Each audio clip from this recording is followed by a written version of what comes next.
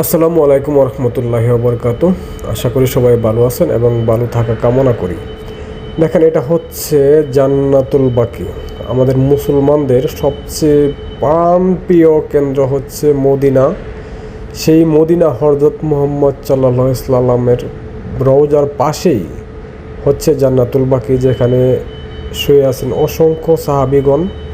এখানে আছে মা ফাতেমা সহ আরও অনেক অনেক গুণী ব্যক্তিদের, এখানে সাহাবী সহ আরও অনেক অনেক জনের সমাধিস্থল। এখানে এখানে যদিও ভিডিও করা খুবই কড়াকড়ির মধ্যে করতে হয়, নিষেধ, তারপরেও আমি অনেক কষ্ট করে আপনাদেরকে দেখানোর জন্য, আপনাদের সাথে শেয়ার করার জন্য ভিডিওটা করে নিলাম। দেখেন, এখানে আমার জানা মতে, যদি আমি আমার মত থেকে বলি, তাহলে বলতে হবে এখানে লক্ষ কোটি মানুষের কবর এখানে আছে। যদিও একটি কবর আপনারা দেখতে পাচ্ছেন, এখানে দেখতে কিন্তু সংখ্যায় অনেক কম দেখা যাচ্ছে, কিন্তু না, এখানে কিন্তু কম না, অনেক। এটা বিশাল বড় একটা এরিয়া। সেই এরিয়ার ভিতরে আপনার এই জান্নাতুল বাকিটা।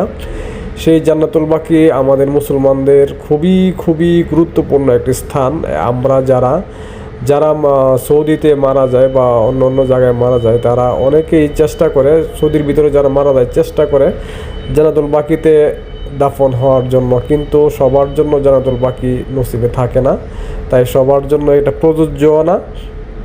সেই জন্য যদি কোনো হাজি কেউ উমরা করতে এসে বা হজ করতে এসে মদিনাতে যদি কেউ মারা যায়, তাহলে শুধু কেবল তার দাফন কাফনটাই শুধু কেবলমাত্র জান্নাতুল বাকিতে হয়, তাছাড়া অন্য কারো হয় না। আর যারা জান্নাতুল বাকিতে যারা শহীদ আছেন, তারা অবশ্যই অবশ্যই প্রত্যেকে হযরত মুহাম্মদ সাল্লাল্লাহু আলাইহি ওয়াসাল্লামের বংশধর। তাদের জন্য হচ্ছে আপনার এই জান্নাতুল বাকি প্রযোজ্য, এবং তাদের জন্য সেই জান্নাতুল বাকিটা। আর বাকি অনেক যারা সৌদির বাদশা আছে, তারাও কিন্তু জান্নাতুল বাকিতে স্থান পায় না, কারণ এটা তাদের ইসলামের দৃষ্টিতে এবং আইনে সেটা নেই, যার জন্য তারাও কিন্তু এখানে স্থান পায় না। এটা সম্ভব হতো যদি আমাদের বাংলাদেশে হতো, তাহলে হয়তো যারা ক্ষমতায় থাকতো তারা অর্ধেকটা জান্নাতুল বাকি দখল করে রাখতো, যারা বিরোধী দলে থাকতো তাদেরকে হয়তো অল্প একটু দিত, এরকমভাবে চলতো। কিন্তু না, এখানে দেখেন সৌদিতে যে আইন, সেই আইন অনুযায়ী এখানে কোনো সৌদির বাদশা, রাজা, প্রজা কারোই এই জান্নাতুল বাকিতে দাফন কাফনের অনুমতি নেই, তাই তারাও এখানে দাফন কাফন হতে পারে না।